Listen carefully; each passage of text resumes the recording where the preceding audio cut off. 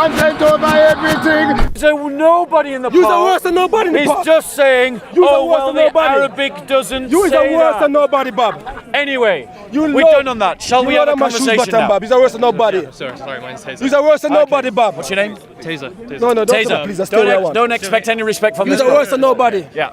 Yeah, sorry. We're going to have a conversation Yeah, now. I can speak wherever I want. Yeah, Carl, Carl. me and Carl have known each other from university, and he recommended to come to you regarding a few questions. Because Okay. we've been debating in universities, Christian and Worse than Muslim. nobody. So He's we used to a debate in linguist, university, don't know Arabic, 'cause and it's I'm fine. Muslim and he's Christian, and we just used to have chats Yeah. there and stuff. So it's just regarding, but I have a question regarding this topic as well. Yeah. You know, is glory an attribute of God, or would you say? Glory is something that we do to God. Okay, because It is an energy. It is an uncreated energy that begins in a moment of time when there are those to give glory to God. okay, because I was wondering, in terms of because the topic was on God entering creation. Yeah. And I was wondering, do you believe personally that God has to limit one of his attributes to enter creation? No. Because in the Bible, I think Jesus mentions that he doesn't know the time of the end. Yes, that's correct. But in that aspect, Jesus isn't all-knowing in that Yep. situation. Yep. So how is he not limiting the attribute of all-knowing? Yeah. Okay. In that So situation? when we talk about this, yeah. Me. Yeah, you stood right there, bro. You're choosing to stand right there. I was Stop talking to you, I was whinging. talking to him, though. Stop whinging. I'm talking to you. So in terms of Bullying, We're gonna get it back soon, as if you're worried, So in terms of the Council of Chalcedon, Yeah. what we say is that Christ has two natures in the one person. Yeah. These natures are not confused, they're not mingled, they're not changed. Yeah. They're not separated and they're not divided. Okay? So the attribute of the divine, the divine logos, takes on the fullness of humanity. Okay. Okay? That fullness of humanity is not confused, it's not commingled, it's not separate to, it's not divided from, but it does not change either. Okay? So when the logos becomes a man, becomes a full man, just like me and you, and we have conscious knowledge and unconscious knowledge. Knowledge of which we are consciously aware, Yeah. and knowledge which is beyond our reach. It's there, but it is not accessible to our conscious here, brother, mind. come over Agreed? Yeah. That's how humans operate, right? Yeah.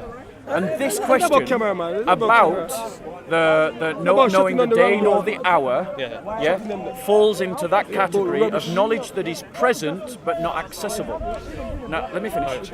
Yeah, because it says in Scripture, it says in Luke that Christ grew in wisdom and knowledge before his parents. It says in the book of Acts that Christ came to reveal times and seasons.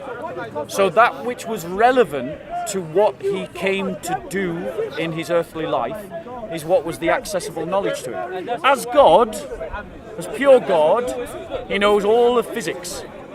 But obviously, we Christians aren't going around saying Christ knew the theory of relativity 2,000 years ago. So God So, the Son, do you absorb what I've said? somewhat. but I'm saying feel that like knowledge, in the sense- that knowledge that was not relevant to his reveal the earthly season, I didn't know the ministry season for the is fish. placed within his unconscious. But it's not accessible, so that means he's not all-knowing, right? In the Son, in his form of being the Son, Yeah, by virtue of his humanity. Yeah. by virtue of his humanity. But in that phrase, he says, "Nor the Son, only the Father knows." Yeah. And the Son is fully God according to Christianity, right? Correct. So he. But how can he be fully God when he can't access knowledge? Right. He's ignorant of something. So what we've said, Yeah. what we've said, Yeah. is that Christ becomes fully man. Yeah? Yeah. When Christ refers to himself as the Son multiple times in his earthly life, and he's talking about the fullness of himself. Okay, so it's not that we separate out this term just to refer to his divinity. It refers to his person, the one person of Christ. Are you saying that's a dual thing? In this, when he's saying the Son, he's not just There's talking about one God the form, he's person talking about. within two natures that operates through two natures. Those two natures operate. So that means that when Christ had a humanity, he had a conscious knowledge and an unconscious knowledge, just like every human being here does. Those things that were not relevant to his ministry on earth were not accessible to him. That doesn't mean that knowledge has disappeared. it doesn't mean that that knowledge is not something present there with him. It just means that by virtue of his humanity is not accessible at that moment. Because they don't know then. I would be lying then. You must say I don't want to tell you now. Sorry, That's different. is it okay if I transition to the question that I had? Regarding, Yeah, of course. Because it's kind of related to like God the man and God the Son. I just want to bring it out. Yeah. In the book of Acts, after the resurrection, the apostles asked Christ this. So when they had come together, they were asking him, saying, "Lord, is it at this time you are restoring the kingdom of Israel?" He said to them, "It is not for you to know times or epochs which the Father has fixed by his own authority, but you will receive power when the Holy Spirit has come upon you, and you shall be my witnesses both in Jerusalem and in all Judea and Syria." So what it's saying is that that he hasn't come to reveal everything to them. But sorry, if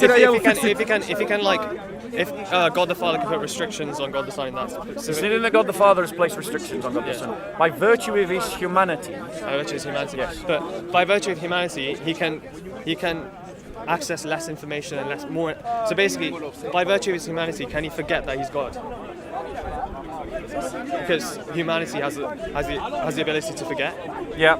and by virtue of his humanity, theoretically, he can forget that he's God himself. By So that virtue can mean that as a hypothetical question. yeah, As a hypothetical question, I'm going to entertain it in all seriousness. yeah.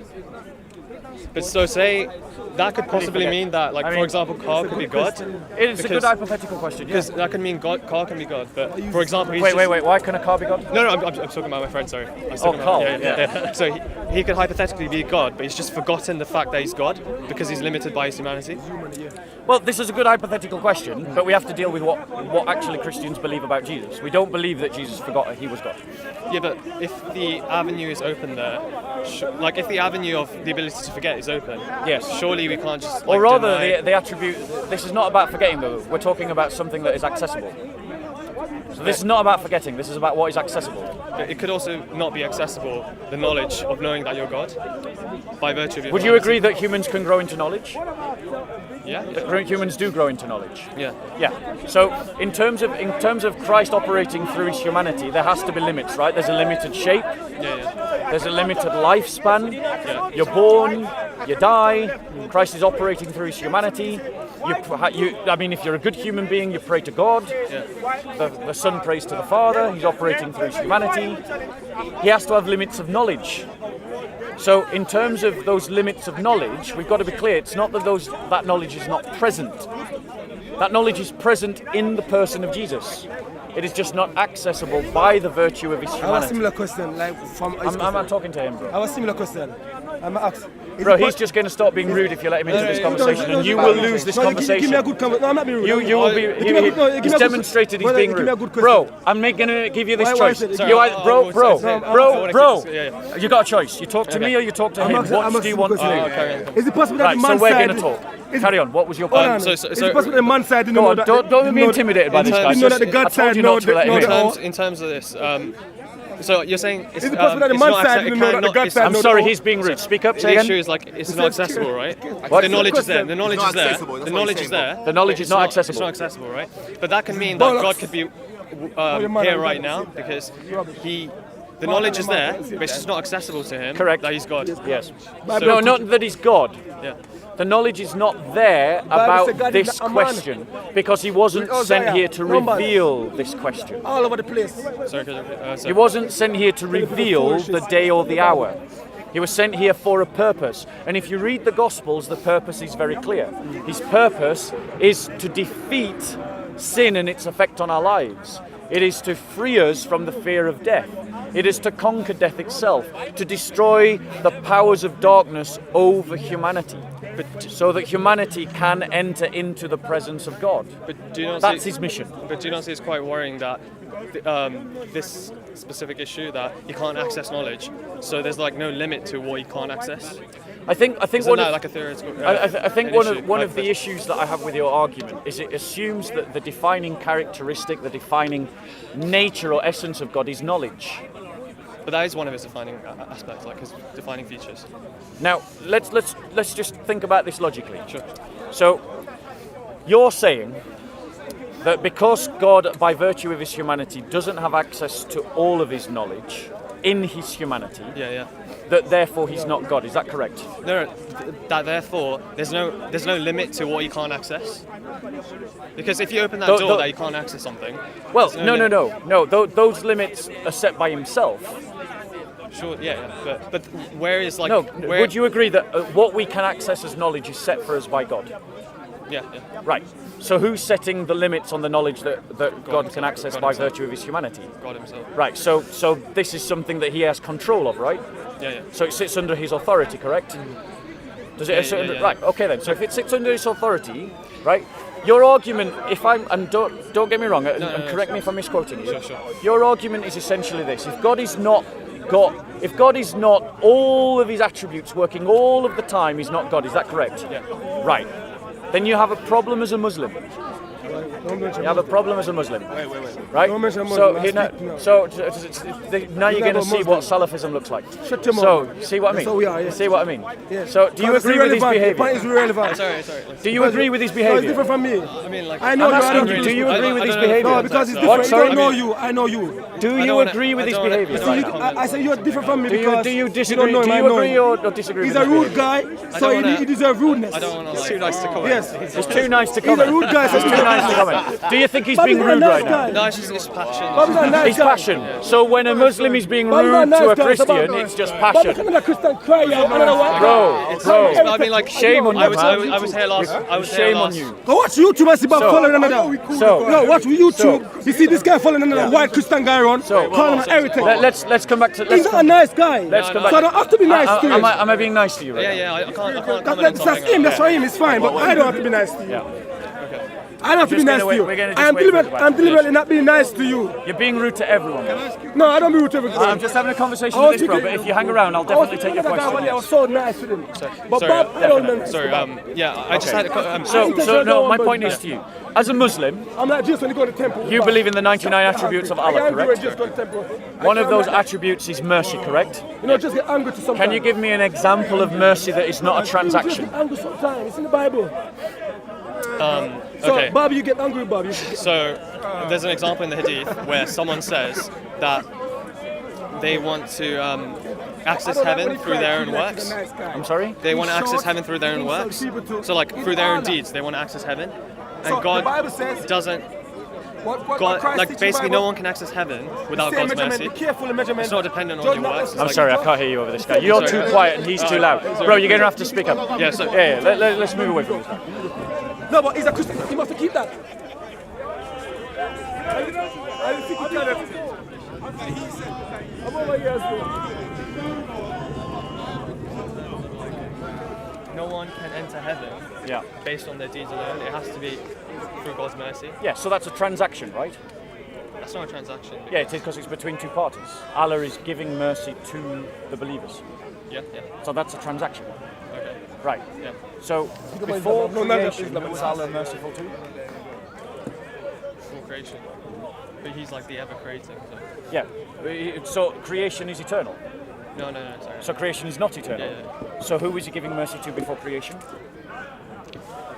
In terms of like, I don't want to comment on something I My point is that within Islamic doctrine, you have the idea that the attributes of God Yeah. are not in operation. Are you saying like because there was no one? Allah is merciful, right? Yeah. He's never telling As us his character, brother. but he's not merciful until there's someone to be merciful to. But surely the act of creating, He's a mercy like act himself. the intention he had of the act of creating is a mercy, because he's going to But provide that's a mercy. transaction. My point is, before creation, who is he merciful to? Who's merciful? Like, it Who depends was on there the to be merciful to before he created anything? I mean, I don't want to comment. Was he being merciful to himself? I don't want to. What did he do wrong to be merciful to? The intent was there how to create. Right. Allah always, the scholar says Allah intent, always yeah, create. yeah. Allah eternally create. Yeah. That's why it's create. So do you believe that creation is eternal? not. So you're creation- pantheist? No. I wanted to, but surely like what I was mentioning before opens the door to pantheism in regards to like if God can't access knowledge. So let me bring it back to the anything can be God. incarnation, because I'm not trying to run away from the topic. Sure. My point to you is that within Islamic Tawhid, within the doctrines of Islam about what you believe about Allah, you have the idea, nascent within your own beliefs, Yeah. that the attributes of God are not always in operation. They are there, they are present in Allah. Yeah. Allah is merciful, but his mercy is not in operation until he has something to be in operation too. Yeah, okay. That's not true. Now, within the incarnation, That's not our the doctrine. knowledge of God is present, but it is That's not in speak how when I'm telling operation. lie on my religion. That's not our doctrine, you know. That's lying. Do you get that? Yeah, Allah I mercy get always that. active. Next question. Yeah, sorry. Allah mercy always particular one active. was, in regarding, do you believe God Non-Muslim the wanna put like Father Islamic and God the scholar. Son have the same will? God the Father and God And the then Son have the there's same the will. rule of This nonsense. is a question that I I'm will just chat about starting to dig speaking into. today. Okay. That's not part of my religion. We believe as Christians that in the incarnation, Yeah. Christ has two Allah never wills, stop creating. Allah a created human eternal. will and a divine will. Yeah. Okay? And That's why that the the Christian will be divine under will rule. is always to He's do one the of will repeat creation of his of the attribute. Father. Okay. So And the human will Yeah. that we see, like for instance in the Garden of Gethsemane, where he says, Speak you about know, Islam, Father, have knowledge. if it is your will, remove this cup right. from my Yeah, hand, that's the one. but not my will, but your take will away be speech done, from is an example of the human will. with the Son's divine will, the human The will. human will. against the Son's divine will. No, it's not against. It's not against. The church condemns that as a heresy. We don't teach that. answer my question. The human will. The human will is conforming to the divine will, which is what a perfect human being should do. The perfect human being should conform their will to the divine will. So I just wanted to, in terms of the Garden of Gethsemane, that is a conversation. I just want to clarify this for myself. That is a conversation between Jesus, the human, with Jesus, the divine Son. No. not Jesus, not the divine Son with the Father. No, So that who's is still that is continuing? a discussion because the thing is, your still line of argument Yeah. presupposes two persons there. We don't believe in two persons. We believe in one person. Okay. So Jesus is speaking to the Father.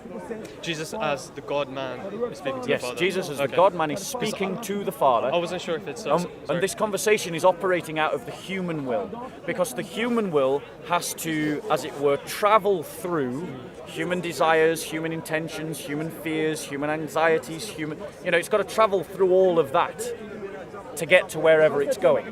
You've got to make a choice, but you make a choice through time and space and circumstance and, your own mind, your own fears, your own needs, your own desires. Me and you might want to talk to one another, but if one of us really needs the toilet, our will to stay here and talk has got to travel through that need. Do you know what I'm saying? So when Christ, the one person of Christ, is saying, Father, if it is your will, remove this cup from my hand, his human will is travelling through very human fears and very human anxieties about the upcoming crucifixion, to arrive at that perfect submission. It corresponds with and cooperates with the divine will, which is what every human being needs to do. So it's not because I was thinking like this was my understanding of Yeah. the passage before you mentioned this. But my understanding was it was either God the Son speaking to God the Father, saying if not my will, your will be done. That's incorrect. Sorry, say that It again. was God the Son Yep. speaking to God the Father, saying if not my will, your will be done. Yeah, it is God the Son. But you've got to remember, when we don't make a division between... I'm separating the. I was Yeah, separating. what we're saying is you don't. Okay. You don't confuse the natures. You don't mix the natures. You don't change the natures, but you don't separate the natures. Because if you because I was thinking. Because in the one person of Christ operates through both divine and human nature. So let me give you an example of what that looks like, particularly about death. Because obviously this is a big contention. How can Christ die if he's God? Yeah, it's a fair question. It is a fair question.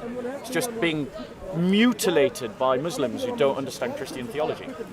We say that both the human and the divine nature pass through death.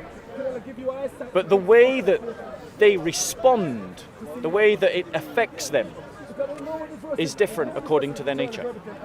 So, for example, if I get an iron rod and a wooden rod and chuck them both into a river, the iron rod will sink and the wooden rod will float over the river. They've both gone into the same thing, but they have behaved totally differently. One passes over the top and the other one sinks to the bottom. And so it is with the human and divine nature, at death, and in many of these questions. The death affects the human nature, it kills it. But the divine nature passes through death unblemished, untouched, uncorrupted by it, unchanged by it. Sorry, just in regards to like the Garden of Gethsemane. Yeah. The human nature, the God-human nature of Jesus is going against, was originally against the will of the Father, right? In that specific No, situation. not against. Not against, but It was never against. was not aligned with the will of the No, Father. it wasn't. Then why No. You misunderstood me, so I'm going to try and break it down for you. It's not against. Yeah? He's asking a question. It's appropriate to ask God questions. He says, if not my will, No. your will be done. So, I mean, Yeah, they yeah. have a difference of wills. No, hold on one second. No, that's not what that passage is saying. Shall we go to it? It's in Luke. Sure. Yeah, because the thing is, people always get stuck on that bit and they forget the bit that comes a bit later on. Okay. Yeah? Because I was thinking, I was just going to present my, what I was going to say, if that's okay. But, Yeah, I mean, go it for would it. have probably been attacking the wrong thing. Sure, go on. But But no, go it on. would've And been, it makes like if the son's will is, if the human nature's son's will is against God the Father's will, it's kind of a human sacrifice in a way, because the human nature of Christ is being taken against its will by God the Father. Right. Sorry? A bodily sacrifice. Yeah. Yeah. Let- So let- he's being sacrificed let- as a human sacrifice against his will. So let's read it.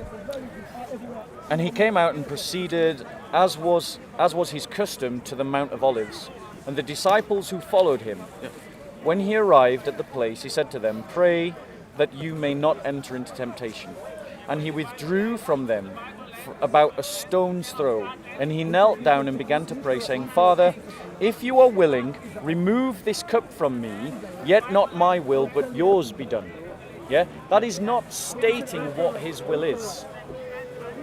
Because his will is, if you listen to that prayer, he's saying that my will is to do your will. So what was the bit about remove the cup? Father, if you are willing, Yeah. remove this cup from me, yet not my will, but yours be done. So what is the will of the Son? To do the Father's will or not? But why would he ask the question? Why would he entertain the possibility of removing the cup? If he has the Because, same will. I will definitely answer that question. I am not going to avoid it. But would you agree with me that that passage shows that the will of Jesus is to do the will of the Father? Because he's submitting to the Father's will. He's saying, "Your will be done." Like eventual submission, like he wants an eventual aligning of wills, but in that specific case, like just predating that eventual aligning, there's a separation of wills. I disagree, because this is a singular prayer, and it literally says, "Not my will, but yours be done." But he's saying like, not my will. Yeah, yours. yeah, exactly. Not my will, but yours be done. So, what is the will of Jesus? To do the will of the Father. He's literally saying, "Not my will, but yours be done."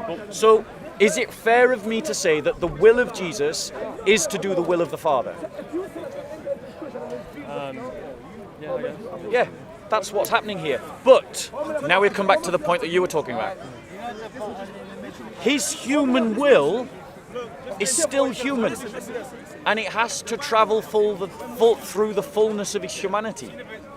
And a human being facing death is going to be anxious, right? Yeah. A human being facing death is going to be having trepidation, right? So his human will has to traverse the fullness of his humanity. But it does, and it agrees with the divine will. But in your interpretation, is there any? I think you mentioned earlier that there is a possibility of two wills. we Christians definitely believe in two wills. Two wills. We absolutely believe in two wills. And the reason, and this is going to be some good reading for you to know more about our Christian faith, is read Maximus the Confessor. Maximus the Confessor was the church father who defended the idea of the two wills. Because it flows naturally that if Christ has a complete human nature, he must have a human will. Yeah, Because if he doesn't have a human will, he doesn't have a human nature. And through this human will, isn't it submitting to? That human will. It's the human will that's questioning the Father, right? No, it's not. Yeah, it's asking the question. So it's the human will that's questioning the Father, and It's the person of Christ questioning the Father through his human will. okay. Let's take a while to process. Sorry. Okay, Yeah. so the person of the Father questioning through his human will. Okay, but so the human will, like, wasn't Christ like tempted in the desert, right? Yes. Yeah. By So that virtue of was- his humanity. By virtue of his humanity. You know that So, temptation is not a sin, right? What's your name? I mean, Being it tempted depends, is it depends. no. It's- Being tempted is never a sin. Okay. Being tempted Oh, is okay, not okay. a sin. Acting on the temptation is a sin. Okay. We all know the difference between the suggestion and the action. By being tempted, that's your will to be tempted, right? No, like the imagination is a factory of thought. It produces thought because it's there for us to assess and make assessments of danger and assessments of opportunity. So the imagination will create thoughts in a very unconscious way, back to conscious and unconscious knowledge. Your imagination, you know and I know, because we all done it and he knows, our imagination will imagine things without us having any particular control over it. Agreed? You've sat there, you've not intentionally thought to yourself, I will now imagine X, but then you've imagined X for some reason. Agreed? Yeah. Right, that's an example of conscious and unconscious knowledge. Yeah, but that's also an example of the fact that your will is not necessarily in control of all the faculties of your mind in a conscious way. Yeah? So Christ, by his human will, by his human nature, is tempted by the devil. But God the Father can't be tempted in the same manner, right? God the Father never became a man, so no. Yeah. So in that instance, there's a difference of like will. I mean, in that instance, there's Are you saying that the Father is different from the Son? yeah. We believe that the Father is not the Son. Potential conflict in that moment. Is that what you Yeah. Sorry, I was my brief. But let me come back to you because I go on. I'll let you ask more questions. Sorry. It was Yeah. just the last one on this one. Yeah. It was just in regards to like if the human's will through like the situation he's in is not to be sacrificed, and if he's just like succumbing to No, hold on. It doesn't say that in the text. I'm sorry. I know. No, I did, it's fine. But the text really doesn't say that. What the text demonstrates is that the will of Jesus is to do the Father's will. It is not showing that the will of Jesus isn't to go to the cross. Because it says, Father, if you are willing, remove this cup from me, yet not my will, but yours be done. So the will of the Son, the will of Jesus Christ, is that the Father's will be accomplished.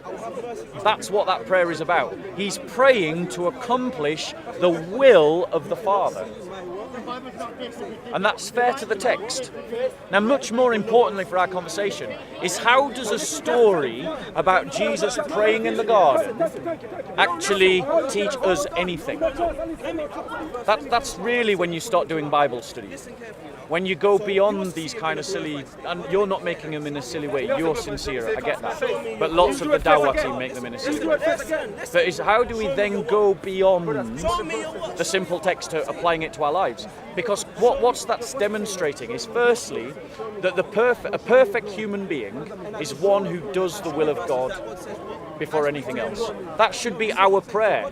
Not that our will should be done, but that God's will should be done. That should be the prayer of every Christian. That should be the prayer of every human being, to do God's will, right? But also what it shows is that we can lift before our Heavenly Father all of our anxieties, all of our stresses, all of our pressures, all of the things that we're struggling with, all of our worries, even our worries about the things that we know God is calling us to. Because we Christians believe in this idea of vocation, the idea of calling. But that doesn't come anxiety-free. Trust me, I know. Right? Anyone who's trying to follow a vocation will suffer anxiety.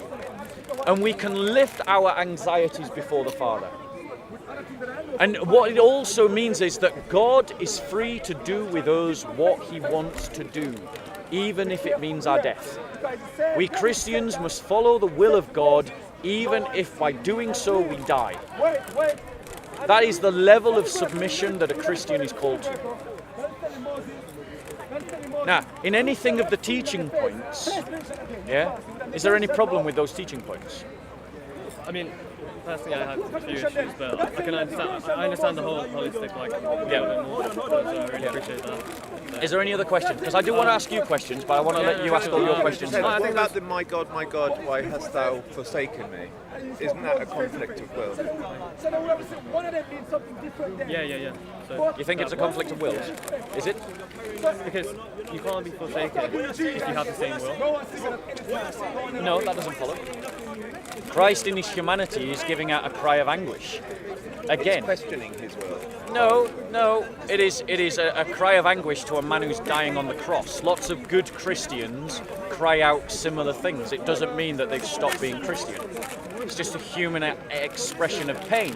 But even when Christ cries out in pain, He still points us towards something.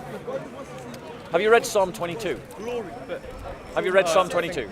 Maybe at some point back. Have you read Psalm 22? It comes from Psalm 22 as well. Yeah. 22:2. Psalm 20. Sorry, thank you, Carl. Yes, The please. Bible just, Yeah. as the New Testament Because- just quoted because- Psalm 22 Bro, if you to make it if a you bear, prophecy. yeah. So Christ is pointing back to a prophecy that predates Him by hundreds of years. These are the Psalms of David. These were written around 9th, 10th century, so 1,000 years before Christ. Even before crucifixion was invented. Listen to this description. But there's also some psalms in there that are Sorry, messianic. let's actually just deal with this psalm before we jump around. Yeah, it says, and I'm just going to cut to the chase. Yeah, they open wide their mouths at me as ravening and roaring lions. I am poured out like water, and all my bones are out of joint. My heart is like wax; it is melted within me. My strength is dried up like a potsherd, and my tongue cleaves to my jaws. You lay me in the dust of death, for dogs have surrounded me. A band of evildoers have encompassed me. They pierced my hands and my feet. I think in the original Hebrew, though, there's no questioning about. the No, interpretation. there isn't. This is the Septuagint, which was translated. One second. The Septuagint was translated 200 years before Christ. What you're talking about is the Masoretic text, and the Masoretic text is after Christ. The one where it says bound by my hands and feet. No, it doesn't say bound. It says that lions have opened wide my hands and my feet.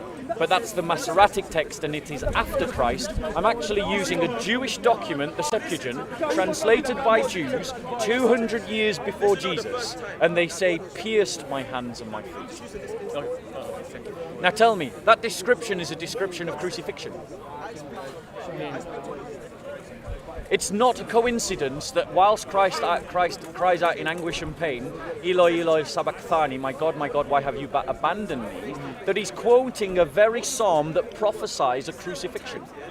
I just want to. I think it's. I'm not Or sure the which writer psalm it is, but I'm not sure how you can reconcile. Because there's another messianic psalm. There's two messianic psalms. They talk about God saving him. Can you deal with this one first? Yeah. And then we'll go on Yeah, to that. but, I mean, Can you deal with this one first? I mean, We have a prophecy that talks about Christ being crucified, the Messiah being crucified. but I mean, according to my previous understanding, it was like the lion one you mentioned, and I also. I've think already there's told another you one. that's a Masoretic text. It was after Christ. I'm using the Septuagint, which is earlier than the I Masoretic think text. there is one where it talks about being bound by your hands. No, what it says is lions have opened wide my hands and my feet, or lions have bit into my hands and my feet, or they have, like, dug their claws into my hands and my feet. That's the I think Maserati. there's another one. I'm not sure, but I feel like there's another That one. might just be a different translation. Because if I bind something with nails, I've still bound it. But it says... I think of Isaiah 53, but I think that still is just pierced to my transgressions. Yeah. Is that the word you were thinking of? But I think that's still the same. But I want you to deal with this. Christ is appealing to a prophecy. Eloi Eloi Sabachthani is a prophecy of a crucified Messiah. Now let me ask you this question. We know that Christ... Would you agree with me that if we have an event in history and Group A says X happened in history and Group B says Y happened in history, both of those statements can't both be true. One of them has to be wrong. Now, if we have two groups that say X and Y about the same event in history, how would we go about ascertaining who's telling the truth and who's telling a lie? The one where God is speaking himself. The one where God is speaking himself. Okay, so you're saying that we're not going to do any investigation. No. So the next time that there's a court case and two people are disputing about what happened in history, you're going to say, what did God say, as a way of finding out the truth? No, but I mean, if we have access to the fact that God said that, we're going to take that as overriding any historical evidence, right? Right, so you admit that without that knowledge, without that word... Now, what happens if two people say God said this in history? I mean, if one of them we can prove Yes, how would you prove it? by like examining the evidence of whether God did say Brilliant, that. brilliant. Examining the evidence. So we have two gods. We have Yahweh, who says his Messiah was crucified, and we have Muhammad's God that says Christ was not crucified. How do we find out which God is telling the truth? By examining the evidence. By examining the evidence of both. Would you agree that it's a statement about history? Is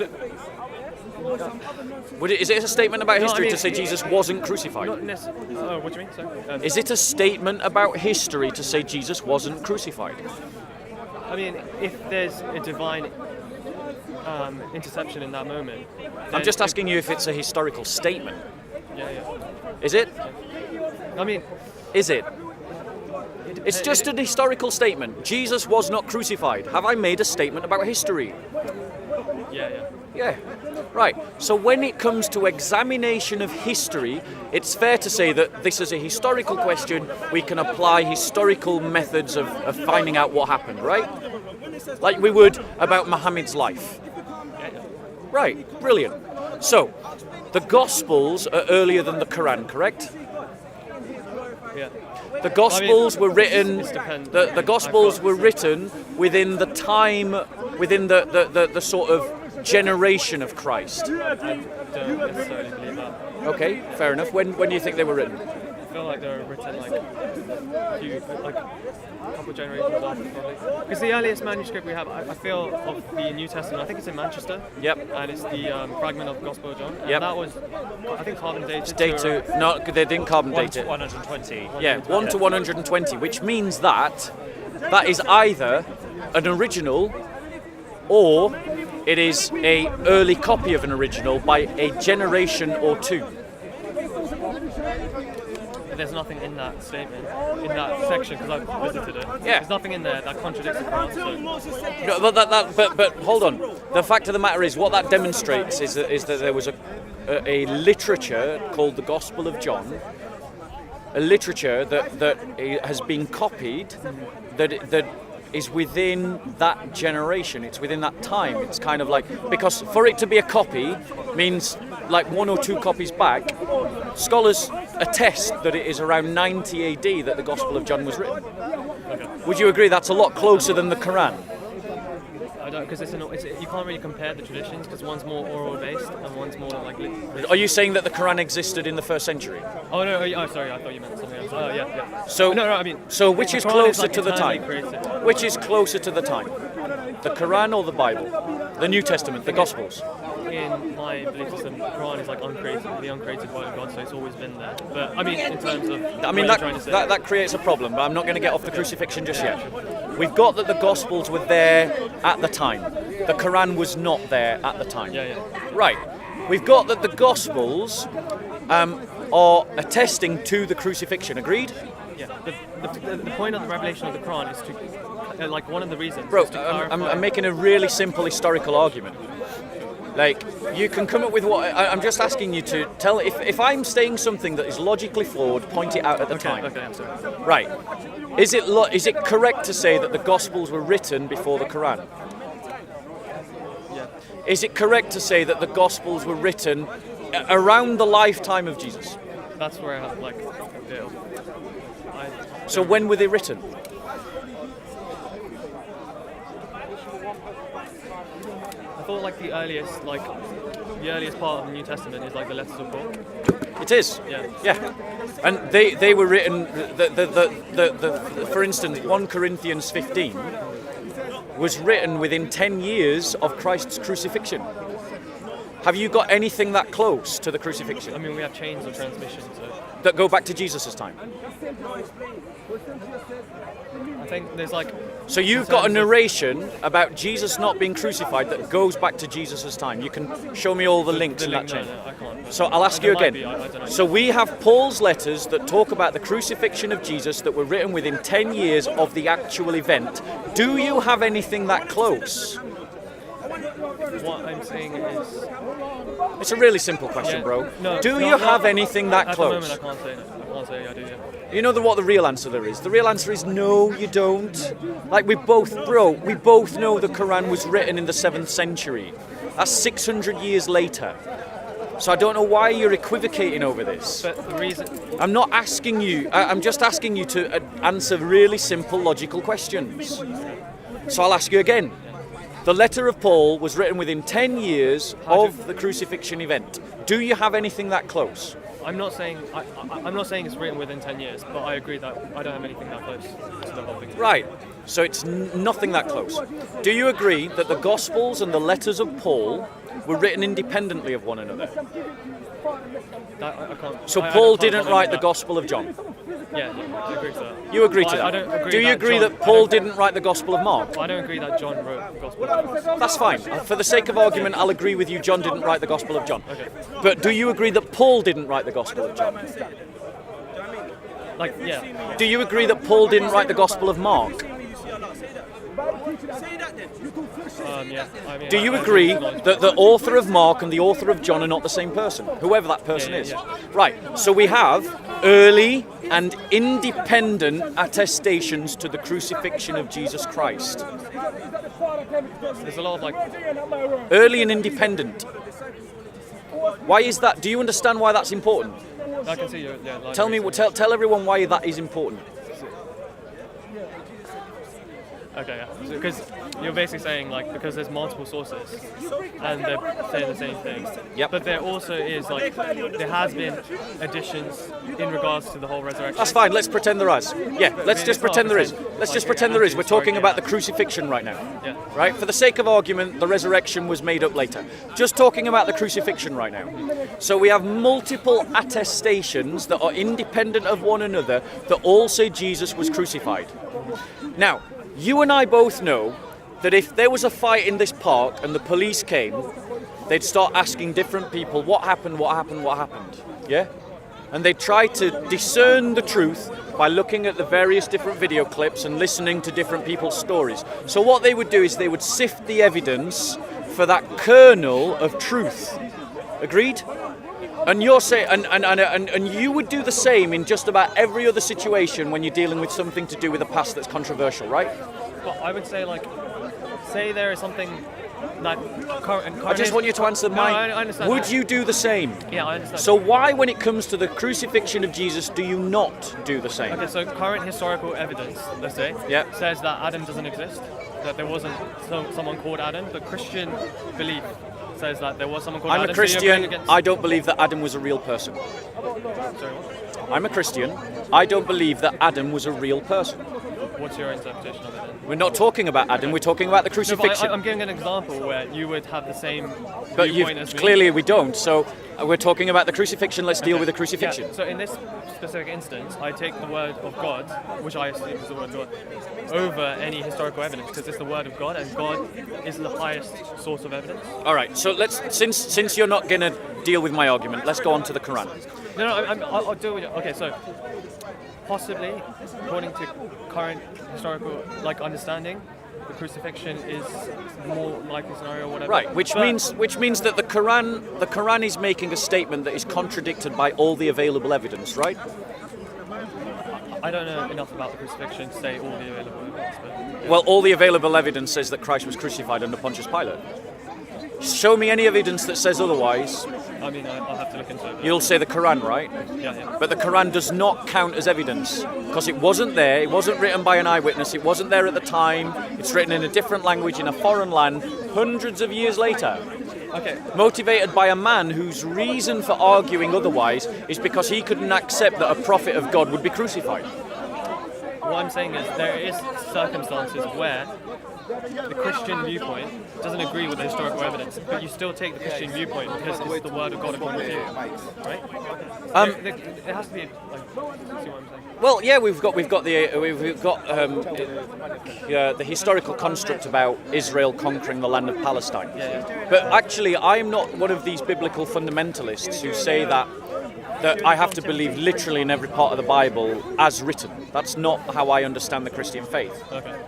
But let's come on to the Quran because it's relevant back to the incarnation again. Yeah? Are they still picking us up? Yeah.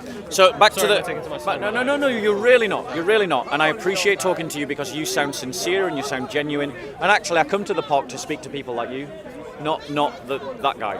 So coming back to the Quran, you would say that the Quran is eternal. Yeah, according to So it shares in the divine attribute of eternality, right?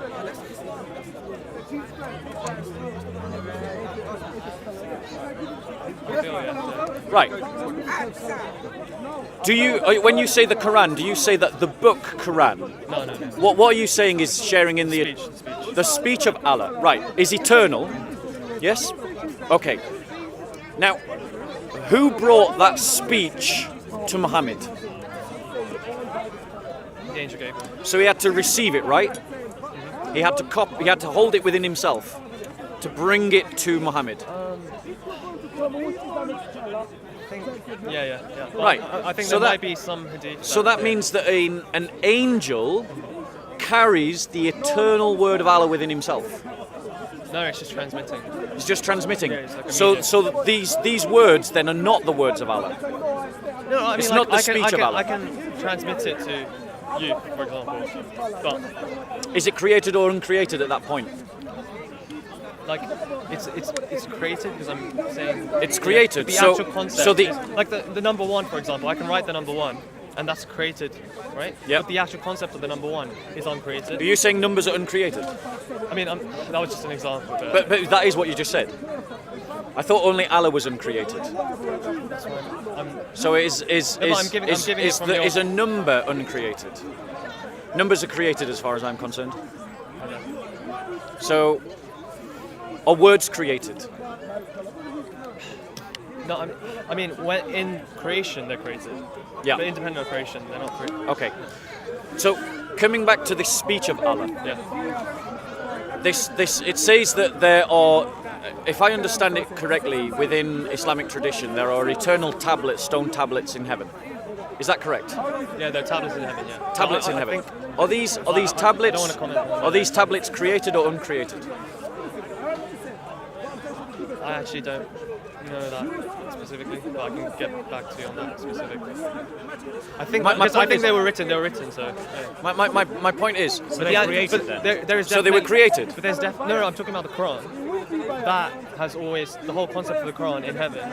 The concept or the actual words? Do the words of the Quran, or the words of the Quran eternal? In other words, is the speech of Iblis that is recorded in the Quran eternal or not? in some way, shape or form, but it could be different to our reality. So what we've got, right, if the Just- Quran is eternal, then that means it is eternally recorded the speech of Iblis, which means that the words of Iblis are also eternal. Do you believe that the words of Iblis are eternal? No. But No. yet the Quran quotes Iblis. It's quoting like something like in the future, because Iblis was created, right? Right. Yeah. So, But those words are eternal. Are they Allah's words or are they Iblis's words? Allah's. So, Iblis is speaking the word of Allah.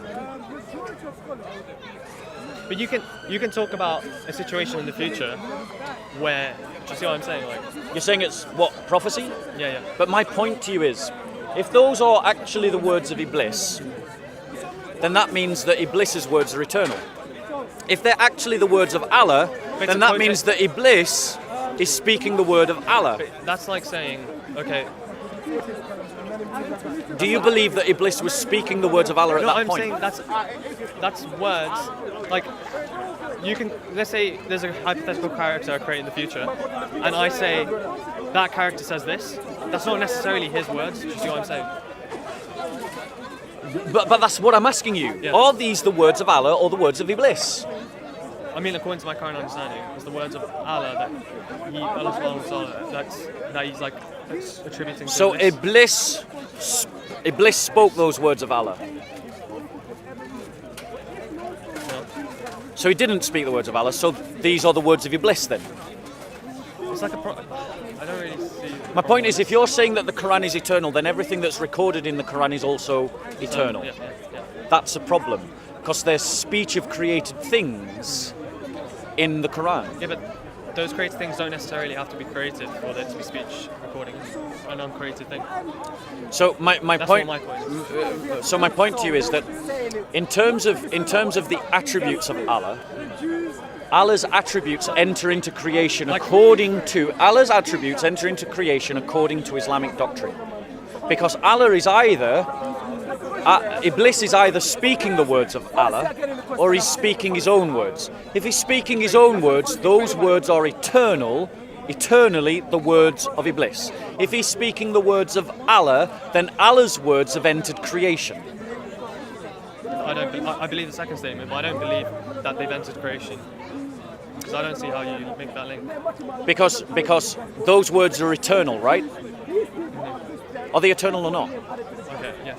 But those words by Allah are not the same as the words of Iblis. But they are. He's like quoting. So does Allah misquote Iblis? So Iblis said something different. So Iblis did say those words. Iblis saying it is not the same as when God says it. Do you believe that these accounts? Do you believe that this book is perfect? Not this translation, the Arabic. The Arabic. Right. So when Allah is talking about the dialogue, have you ever compared the dialogue of what happened between Allah and Iblis in the Quran? I've seen it. Yeah. Have you ever put them side by side to one another, synoptically? Right. It's interesting if you do, because they actually give different accounts of the same event. Yeah. Do you want to look at that? Yeah. Have you got a Quran? I think I might have a translation. So, sorry, this is just while you guys search it up. I was just wondering, do you believe Muslims worship the same God as No. the Christians? No. Yeah. No, I don't.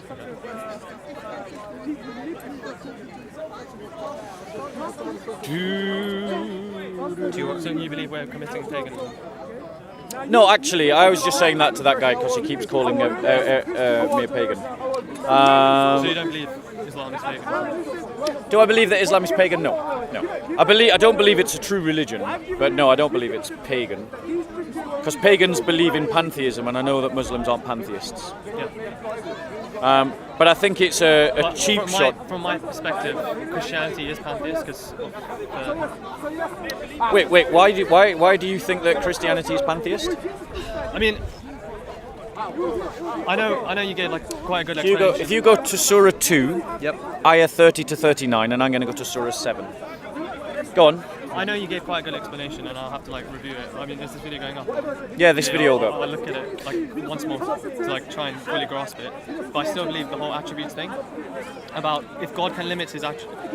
You mean like Allah does when he's not merciful? I mean, I don't. Let's go back to that one. stick No, to let's it. go No, back. no, no, Let's it's go fine, back to that one. I want to drill that home because I'm not having you walk out of this park thinking that we're doing something wrong. Allah is merciful, right? Who is he merciful to before creation? Just the thought of him, like he at that before creation, he had the intention of creating creation, and surely that's a merciful thing. My question to you, that's an aspect of knowledge. Who is he merciful to? Because mercy is a transaction. You know transaction. You know the quickest way to disprove my argument? Give me an example of mercy that isn't a transaction. Just the fact that he's created so much beauty in nature. Creation is a transaction. Give me another one. It's getting too long. I have to go, mate. One question. Okay, can I just deal with this, brothers? One question. Don't run away. I want to finish our conversation. One quick question. Right. I was watching video the other day Yeah. on this place. Yeah. I've heard you saying you're calling the Christians for martyrdom. Yes. Yeah. Yes. Against who? Christians should be willing to die as martyrs for Christ. For Christ?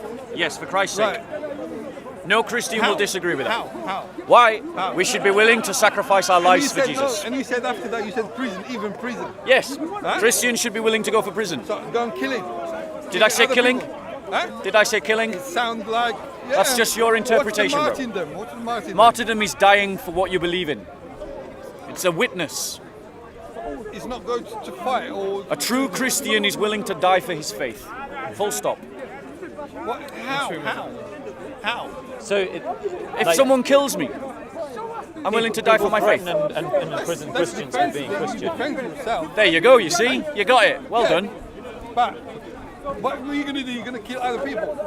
It depends on the circumstances. Here we go. Depend on I the tell you what, if a circumstances. Muslim said that, he would be in prison by now. No, brother. If someone tried to stab you right now, I would fight to defend you.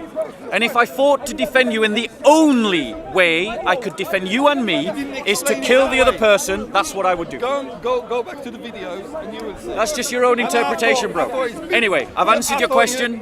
Thank you so much. Dangerous for this community. I don't believe in wimpy Christianity. You are dangerous. I don't believe in You wimpy are Christianity. You're dangerous. You know that. What? Because I believe Christians should die as It's martyrs. not for me or for other people. Carl, you know what? Carl, You you're are- Christian? Listen, listen. Do you believe Christians should die as martyrs? I'm worried about the If children. the circumstance calls it, yes. There you go. I'm worried about Find the me, children. find me a around you. Christian. Find me a Christian that doesn't believe in martyrdom. Okay. Find me one. Go find me one. I'm worried about Go the find me a children. Christian that doesn't No, believe in martyrdom. Listen, not me. Go find me one. Listen. All right. Anyway, I'm going to go back to my conversation Yeah, now. go I on. answered your question. Yeah. Right. So You're my lucky question you're not to in you. prison. Yeah. My question to you is this. Allah is unable to be merciful until there is someone to be merciful to, because mercy is a transaction. That doesn't mean that it's not within his character, it's not within his content. But what that does mean is that attribute is not in operation. Another example is one of the attributes of Allah that He is the creator. Yeah. Is creation eternal? No. So there was a point when Allah was not the creator. I don't want to comment on that because I'm not. No, I I'm mean, asking like, you to comment. Sorry. I'm asking you to No, comment. but I don't want to like.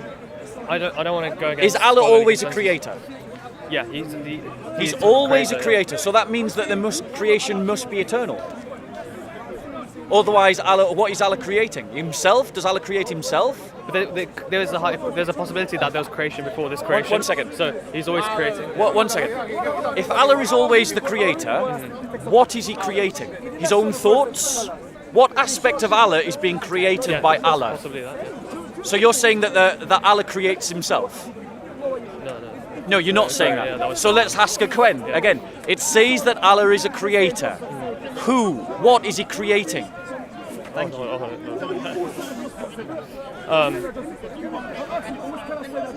I'm not too familiar with that aspect of. Hold it over the guest. Sure. Yeah. Yeah. Not too familiar about. Right, my point is this.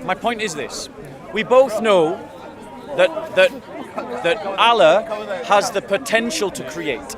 We both know that Allah has the ability to be merciful. Not disputing that.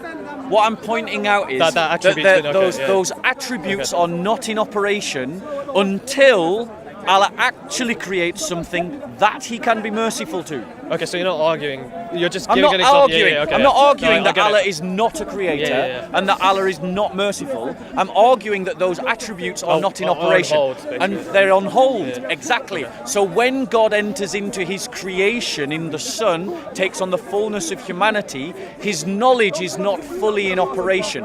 You have the same idea in your beliefs. I agree. Therefore, it's not a problem in ours. I understand, but I'm saying just that the fact that his knowledge is not in operation is quite dangerous if he's on Earth, because that could mean that he could forget that he's God. Yeah, no, but could have, would have, could have. The fact But how is, do we know, The right? fact is, he didn't. But I mean, he could be here right now as God, but he's just forgotten.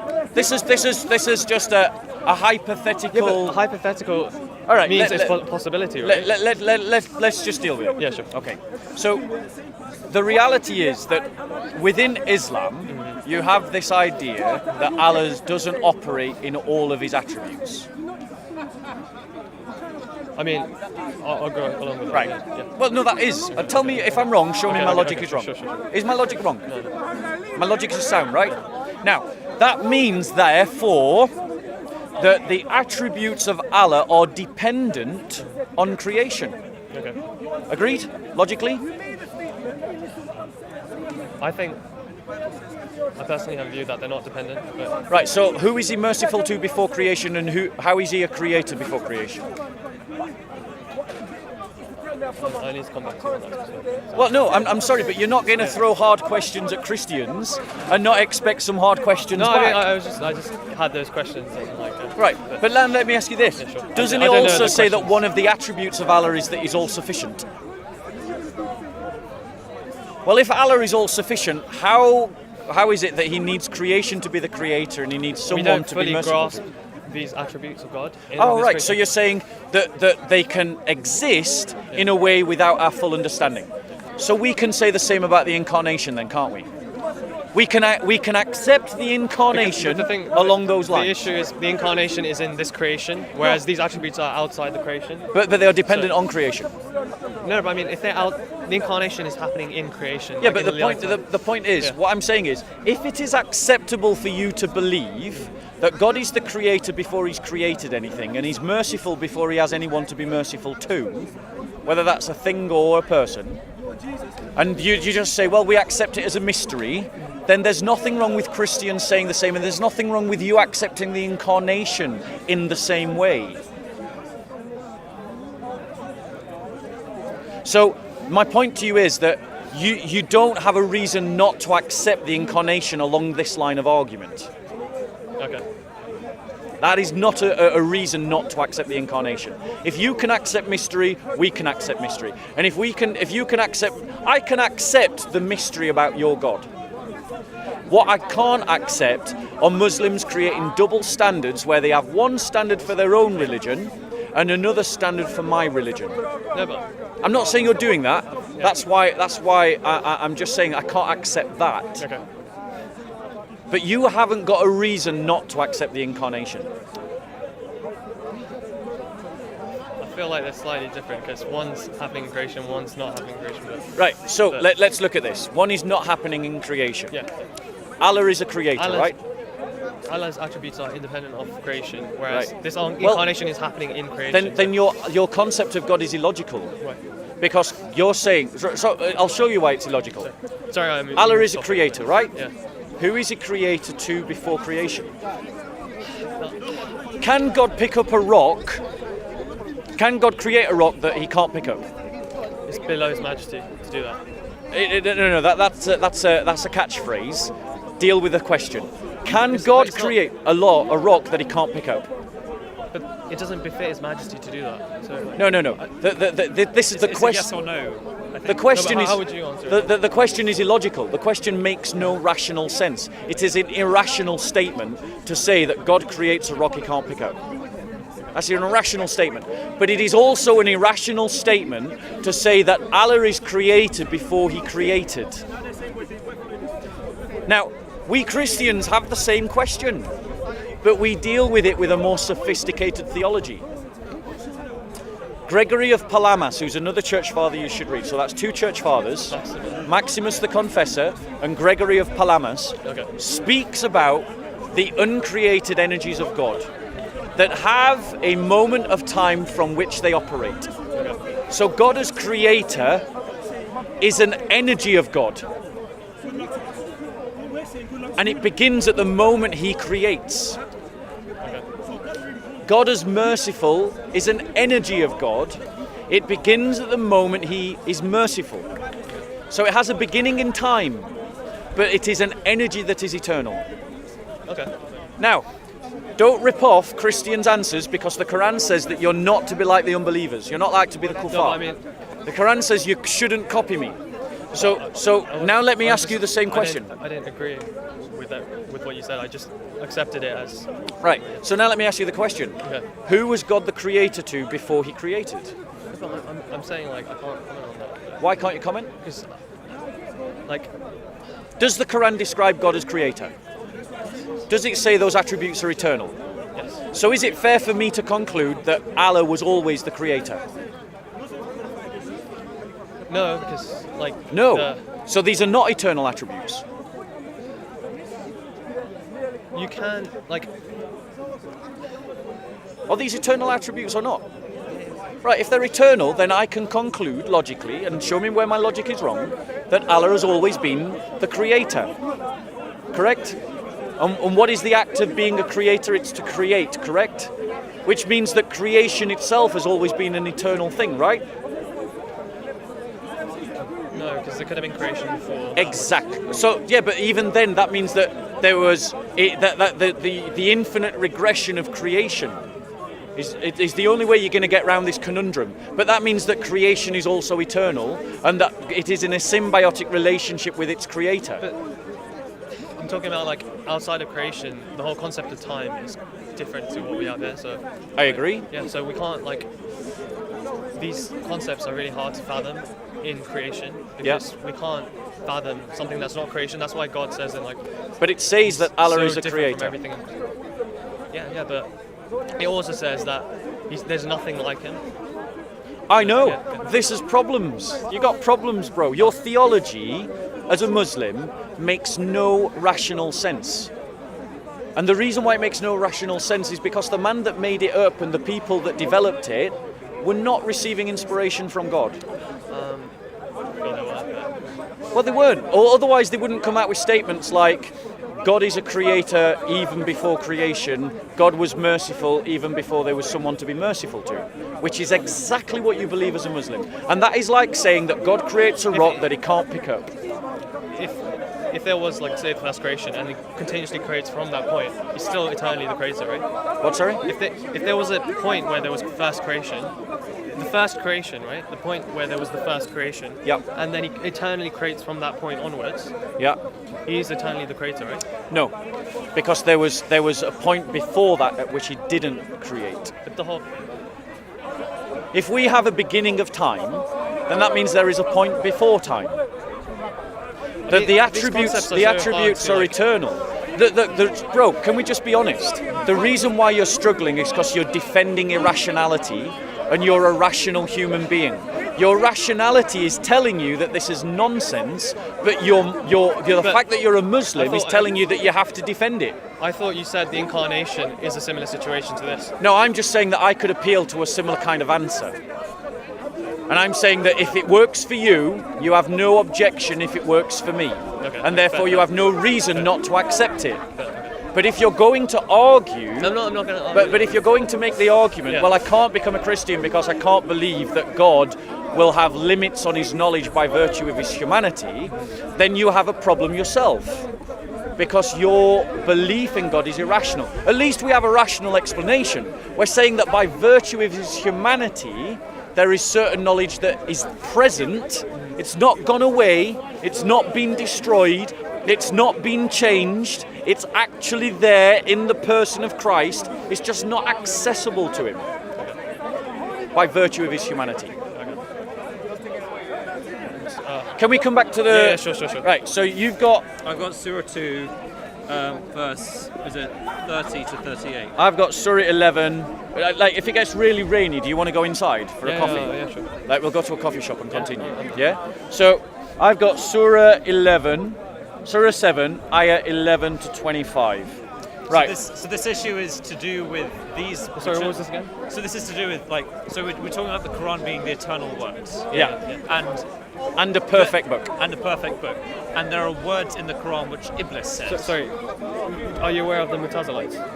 Yeah. Yeah. Do you feel the current Islamic version is better than that. Or I think the Mutazilites had a more rational understanding of God than Hanbalis.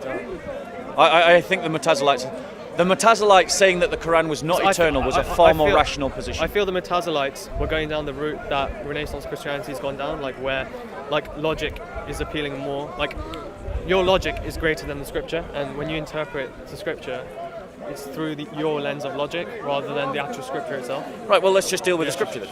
So here is two accounts of the same event. Okay. Would you agree if two accounts are different, they can't both be right? Not necessarily. Well, let's see. Okay, so I'm going to read Surah 7, starting from verse 11, and we'll do it verse by verse. Okay. Until we get... So where do I start? Well, you start from Surah 2, verse 30 to 39. Okay, right. It is we who created you and gave you shape, then we bade... Yeah, just pointing out that shape there, according to the Quran, is a created thing. That's...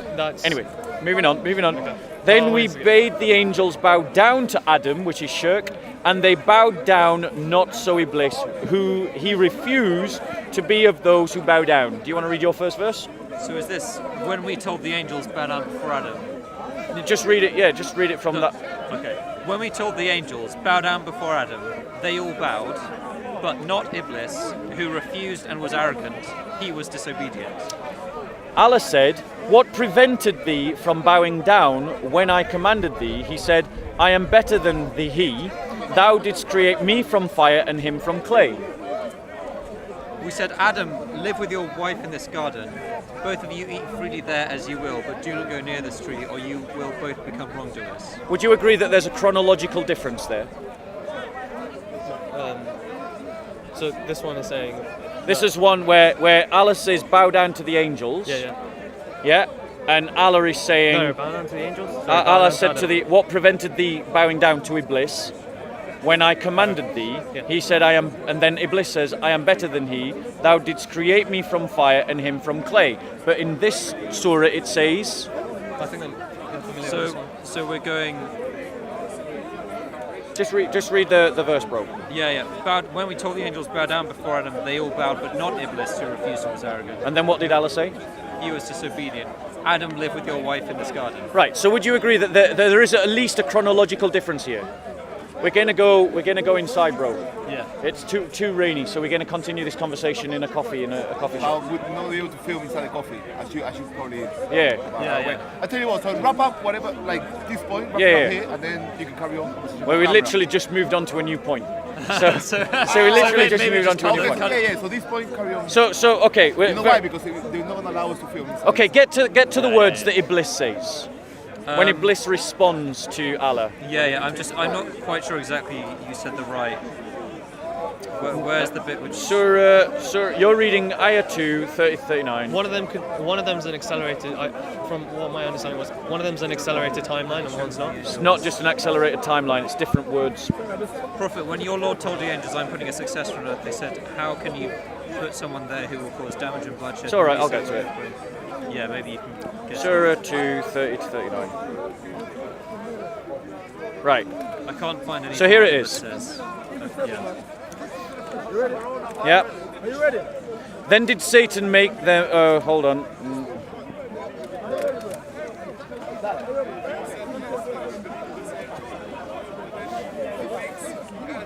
Do you know what? You're right. I did give you the wrong place. You're looking for 38. Let's go into a cafe. Let's go into a cafe. Sorry, guys. JC. I'm going to do a quick wrap up. Okay. Wait. Please hold this. I'll just do a quick wrap up of what we talked about, and then we'll go in and we'll do this. Brother, please hold this for me.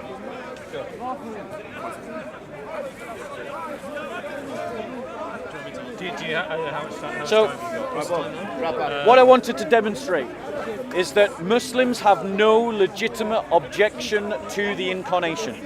Their arguments about Christ not having full knowledge demonstrates the fact that Muslims have not taken the time to understand what Christians believe. Christians believe that the one person of Christ has two natures and operates out of those two natures. And that within the operation of the human nature, the divine nature is fully present but it is, as it were, constrained within the human nature. Likewise, Muslims also believe that Allah's attributes are constrained. Who was Allah created? Who was Allah creating before creation? But he is considered to be creator. That's one of his divine attributes, and it's eternal. Who was he merciful to before there was someone to be merciful to? That's an eternal attribute. But these kinds of statements saying that Allah is always eternal, eternally merciful, and he's always eternally the creator, are irrational statements. They're like saying that God can create a rock that he can't pick up. It is irrational beliefs, and that's why Muslims can't defend it. But yet those same Muslims will try to criticize the Christian faith, saying that it's irrational. Yet there is nothing irrational by saying that the full knowledge of God was present in the person of Jesus Christ, but by virtue of his humanity was not completely successful. Sorry, not successful, not completely accessible. The reality is that God always defines the limits of our knowledge, and he did so at his own incarnation. Anyway, let's go grab a coffee, and we'll come back when it stops raining. JC, if it stops raining, I'll come back. Okay. Someone just asked. I'll be here, okay? Yeah, I'll message you before. Is this yours? No, yes. I need to give it to DJ. Cool, yeah. See you later, bro. Take it easy, buddy. God bless you. Thank you, bro. So I go here. Auntie. Yeah. Hello. From Come, man, say it straight. Man, don't listen to BBC. Man, don't listen to Ladies ITV. and gentlemen, Listen. I'm holding a meeting about the impact of the economy after C-19 came into existence. What triggered the panic in the economy is the discourse of Donald Trump last Wednesday night, when he said that because of this danger spreading much quicker than it was previously thought, he is going to bail out mega businesses and mega corporations, bailing them out on the assumption that it will keep the economy going. But the contradiction is that